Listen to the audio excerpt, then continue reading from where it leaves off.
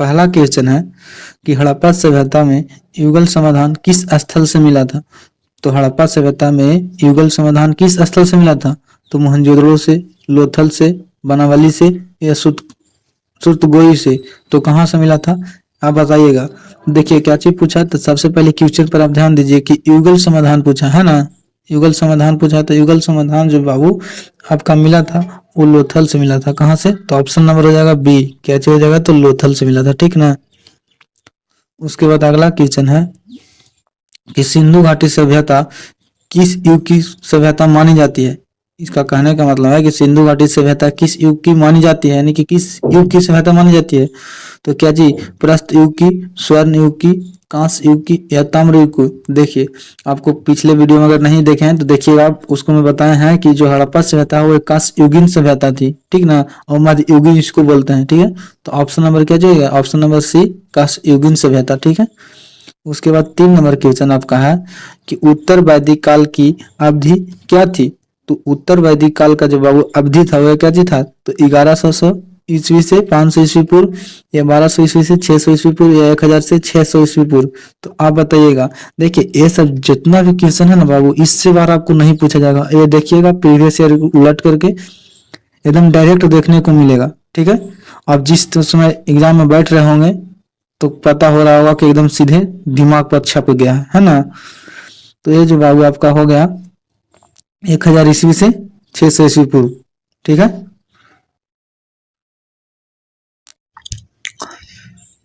उसके बाद 4 नंबर आपका क्वेश्चन बोलता है, 4 नंबर क्वेश्चन है कि सिंधु घाटी सभ्यता की विशिष्ट वस्तुएं मानी जाती है। तो सिंधु घाटी जो सभ्यता थी उसकी सबसे महत्वपूर्ण वस्तु क्या चीज था, तो क्या चीज था, धातु के सामान, मनके का सामान, या मिट्टी की मूर्तियां, या मुहरे। तो देखिए था तो ये सब सभी चीज सिंधु घाटी सभ्यता में ये सब सभी चीज है, लेकिन सबसे प्रमुख बोला है, जैसे विशिष्ट बोला उसका मतलब होता है प्रमुख। तो ये जो आपका हो जाएगा, ये आपका हो जाएगा मुहरे। सबसे प्रसिद्ध जो वहां के था वो मुहर था, ऑप्शन नंबर डी हो जाएगा मुहर, ठीक है। उसके बाद 5 नंबर क्वेश्चन है कि वैदिक सभ्यता के संस्थापक कौन थे। तो वैदिक सभ्यता के संस्थापक किसको माना जाता है, तो ये किसका माना जाता है, आर्यों को माना जाता है ना, ऑप्शन नंबर सी, आर्यों का माना जाता है। ये सब देखिए, ये सब तो आपको चुटकियों में याद होनी चाहिए, ये सब ज्यादा एक्सप्लेन करने की चीज नहीं है, ठीक है। जहां मुझको लगेगा कि एक्सप्लेन करना जरूरी है वहां खुद मैं कर दूंगा, ठीक है। तो भारत का कौन नेपोलियन कहलाता है, जैसे कहने का मतलब इसका है कि भारत के कौन ऐसा व्यक्ति है जिसको हम भारत के नेपोलियन कहते हैं। तो नेपोलियन भारत के किसको तुलना किया गया है, तो ये जो है चंद्रगुप्त मौर्य को, समुद्रगुप्त को, अशोक को, या महापद्म नंद को। तो देखिए नेपोलियन की जो तुलना है वो समुद्रगुप्त को किया गया। ऑप्शन नंबर क्या जाएगा, ऑप्शन नंबर बी हो जाएगा, ठीक है। उसके बाद 7 नंबर क्वेश्चन है कि अशोक का अभिलेख सर्वप्रथम किसने पढ़ा था। तो किसने पढ़ा था, व्हीलर ने, मार्शल ने, प्रिंसेप में, या फिर उपरोक्त में से कोई नहीं। तो देखिए पिछला मॉडल सेट में देखिए डायरेक्ट मिल रहा है कि नहीं, ये जो है से जस्ट पिछले जो 3 नंबर मॉडल सेट हुआ था उसमें पढ़ाया था कि प्रिंसेप ने ही इसका सर्वप्रथम पढ़ा था, ठीक है। उसके बाद 18 नंबर है कि गुप्त वंश का संस्थापक कौन है। तो देखिए गुप्त वंश के संस्थापक क्या चीज थे, तो समुद्रगुप्त, चंद्रगुप्त मौर्य, रामगुप्त या श्रीगुप्त। तो देखिए इसका जो संस्थापक थे वो श्रीगुप्त थे, है ना, और सबसे जो प्रतापी शासक थे वे समुद्रगुप्त थे, ये भी याद रखिएगा, ठीक है ना, समुद्रगुप्त थे, ठीक है। अगर वीडियो को नहीं कहीं शेयर किए हैं तो सबसे पहले आप शेयर कीजिए ताकि और लोगों को बेनिफिट हो, है ना, और साथ ही साथ लाइक कीजिए। और देखिए बार बार कह रहे हैं कि बात को कि 10 को वीडियो देखने से कोई फायदा नहीं है, आप किसी पर जाइए, ये नहीं कर रहा हूँ कि मुझे पर ही पढ़िए, लेकिन किसी भी पढ़िए तो एक पर पढ़िए, इससे बाहर जो हम पढ़ा दे रहे हैं इससे बाहर आपको बाबू नहीं पूछा जाएगा, ठीक ना। हर्षवर्धन कहाँ का शासक था, देखिए क्वेश्चन की ओर चलते हैं कि हर्षवर्धन कहाँ के शासक था। तो मथुरा के शासक था, कन्नौज के, सौराष्ट्र के, या उड़ीसा के। तो हर्षवर्धन जो आपका शासक था वो था कन्नौज के शासक। ऑप्शन नंबर क्या जाएगा, तो ऑप्शन नंबर बी हो जाएगा, ठीक है, ऑप्शन नंबर बी हो जाएगा। 10 नंबर क्वेश्चन है कि अरबों की सिंध विजय कब हुई थी। तो अरबों की सिंध विजय कब हुई थी, 710 में, 715 में, 716 या 712। देखिए कितना नजदीकी से ऑप्शन दिया गया है तो इसको आपको याद तो रखना पड़ेगा ना, है ना। तो ये हो जाएगा 712 ईस्वी में अरबों पर जो सिंध की विजय हुई थी 712 ईस्वी में। और ये जो टोटल जो पढ़ा रहा है वो वीवीआई है, ये बार बार हम बात को जिक्र कर रहे हैं ताकि आपका ये दिमाग में नहीं धंसे कि कैसा पूछा जाएगा। देखिए आप ये सब देख रहे होंगे तो आपको लग रहा है कि ये सब इजी है, तो इजी आपको लग रहा है तो आप बहुत बढ़िया तैयारी पर हैं। और कमेंट में लिखिएगा आपका कितना सही भी हुआ है ना। 11 नंबर है कि सांची का स्तूप कहाँ स्थित है? तो सांची का स्तूप कहाँ है? राजस्थान में, पंजाब में, मध्य प्रदेश में या हरियाणा में? तो जो सांची का स्तूप है बाबू वो मध्य प्रदेश में है ना, मध्य प्रदेश में है। उसके बाद 12 नंबर है कि नगरीय सभ्यता के नाम से जाना जाता। तो देखिए नगरीय सभ्यता के नाम से किसको जाना जाता था? तो ये जो है नगरीय सभ्यता थी ना, तो हड़प्पा सभ्यता को जाना जाता था। ऑप्शन नंबर क्या हो जाएगा? तो ऑप्शन नंबर हो जाएगा बी, है ना। उसके बाद 13 नंबर है प्रारंभिक वैदिक काल की अवधि थी। तो वैदिक काल में पूछा, प्रारंभिक पूछ दिया, है ना। तो प्रारंभिक अभी जस्ट पीछे बताया है, उसी को जस्ट पीछे बताए हैं कि उत्तर वैदिक काल कब था। तो उत्तर वैदिक काल से जो पहले बचा होगा वो प्रारंभिक वैदिक काल होगी ना, तो आपको बताना है या आपको छोड़ दें? चलिए बता देते हैं। 1500 ईस्वी से देखिए 1500 से 1000 ईस्वी तक, ठीक है। ऑप्शन नंबर हो जाएगा डी। चलिए उसके बाद 14 नंबर क्वेश्चन आपका है। 14 नंबर बोल रहा है क्या चीज कि अकबर ने किस साल में दीन इलाही धर्म चलाया था? तो दीन इलाही सबसे पहले तो आपको लगता होगा कि दीन इलाही मुस्लिम धर्म नहीं, दीन इलाही एक धर्म था, उसमें सभी संप्रदाय के लोग इसमें इस धर्म को अपना सकते थे खुशी से, अगर मन है जिसको, जिसको मन नहीं है उसको नहीं अपनाया जाता था। तो ये अकबर ने चालू किया था। और पूछा है कि कब चालू किया था? तो ये कब चालू किया था? 1581 में। ऑप्शन नंबर क्या जाएगा? तो ऑप्शन नंबर जाएगा डी। उसके बाद है कि दारा एवं शाहजहां के पास आगरा में रहती थी। दारा एवं शाहजहां के पास आगरा में रहती थी। तो आगरा में पूछ रहा है कि दारा और शाहजहां के साथ कौन रहती थी? पास के मतलब हो गया साथ में, कौन रहती थी? तो जहां आरा, रोशन आरा, गौहर आरा या उपरोक्त में से सभी। तो देखिए इनके पास जो रहते थे बाबू वो थे जहां आरा, ठीक है। ऑप्शन नंबर क्या जाएगा? ऑप्शन नंबर हो जाएगा ए, ठीक है। ऑप्शन नंबर हो जाएगा ए, जहां आरा, ठीक ना। उसके बाद 16 नंबर है कि बाबर चंगेज खां का कौन सा वंशज था? जो बाबर था वो चंगेज खान का कौन सा वंशज था? तो 5वां था, 7वां था, 12वां था या 14वां था? तो ये आपको बता दे रहे हैं कि आपको ऑकवर्ड फील हो रहा है, आप नहीं पढ़े होंगे तो इसको याद रख लीजिएगा कि ये जो था 14वां शासक था, 14वां वंशज था, है ना। कुछ कुछ आपको होगा कि डायरेक्ट आपको याद करना पड़ेगा, इसके अलावा आप कुछ भी नहीं कर सकते हैं ना। उसके बाद 17 नंबर है कि गुलबदम बेगम कौन थी? तो गुलबदम बेगम कौन थी? नर्तकी थी, गायिका थी, लेखिका थी या नायिका थी? तो ये कौन थी? ये जो थी से लेखिका थी, लेखिका थी। ऑप्शन नंबर क्या जाएगा? तो सी हो जाएगा। और यह बताइएगा कि गुलबदम बेगम ने कौन सा बुक लिखा था? अगर लेखिका थे तो एक आध बुक का नाम बताइएगा कमेंट में, ठीक है। आपको ऊपर छोड़ते हैं। उसके बाद 18 नंबर है कि हुमायूं का भाई कौन था? तो हुमायूं का जो भाई था कौन? कमराज था, अस्करी था, हिंदल था या इनमें से सभी? तो देखिए हुमायूं का जो भाई था वो इनमें से सभी थे।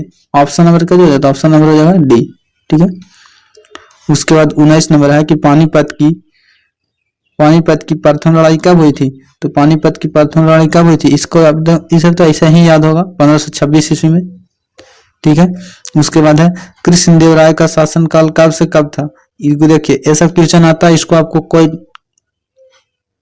भी कुछ भी कर सकते हैं लेकिन आपको याद करना ही पड़ेगा। ऐसा क्वेश्चन देखने को मिलेगा, लेकिन आपको सबसे बड़ी बात है कि आपको 100 में तो 50 न बनाना है, तो आपको जो कंफर्म लगेगा वही आप बना कर आइएगा। ये नहीं कि अपना तौ में है, अपना कॉन्फिडेंस के चलते ही बहुत सारे लड़का गलती कर देते हैं जिसके कारण उसका रिजल्ट अच्छा नहीं आ पाती है, ठीक है।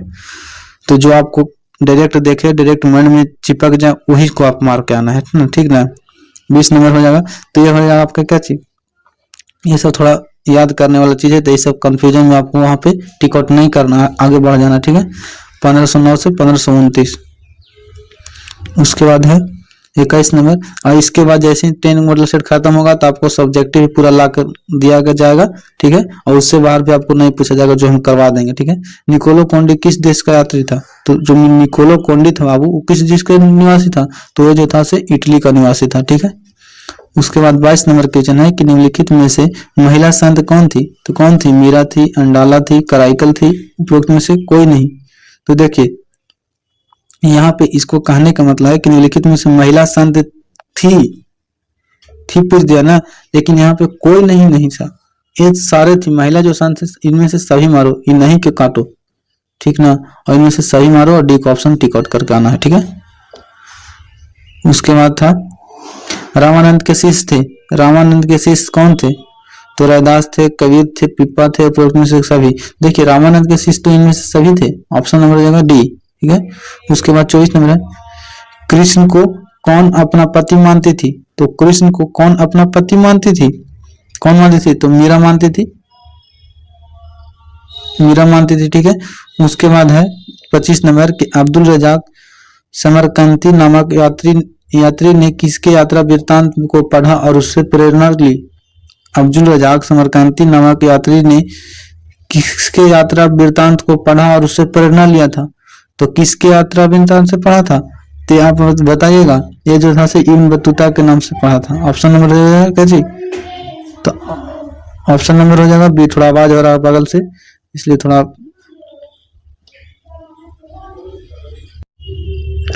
उसके बाद है 26 नंबर कि किताबुल हिंद कुल कितने अध्याय में विभाग था? तो किताबुल हिंद जो था से कितने अध्याय में था? तो 80 अध्याय में था। ऑप्शन हो जाएगा जी, ये हो जाएगा, ठीक है।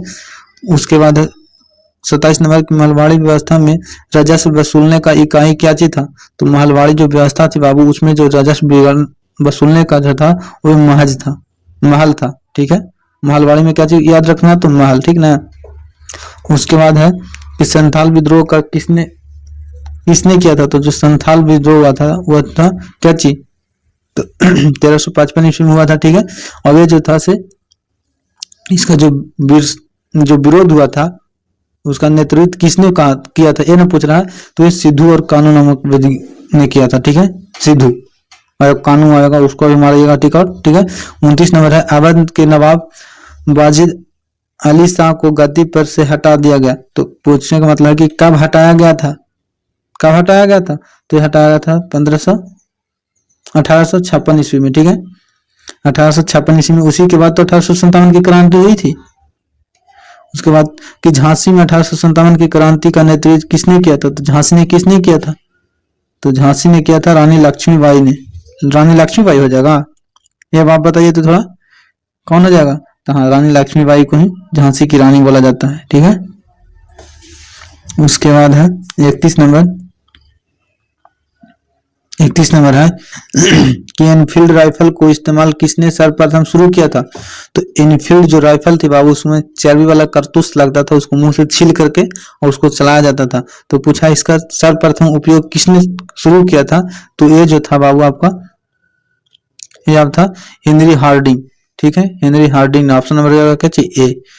उसके बाद 32 नंबर है कि 1757 ईस्वी की प्लासी की लड़ाई में समय बंगाल का गवर्नर जनरल कौन था?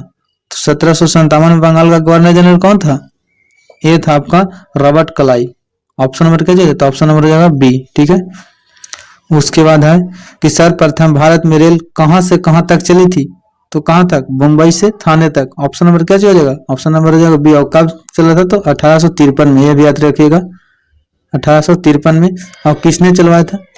तो किसने चलाया था? तो डलहौजी ने,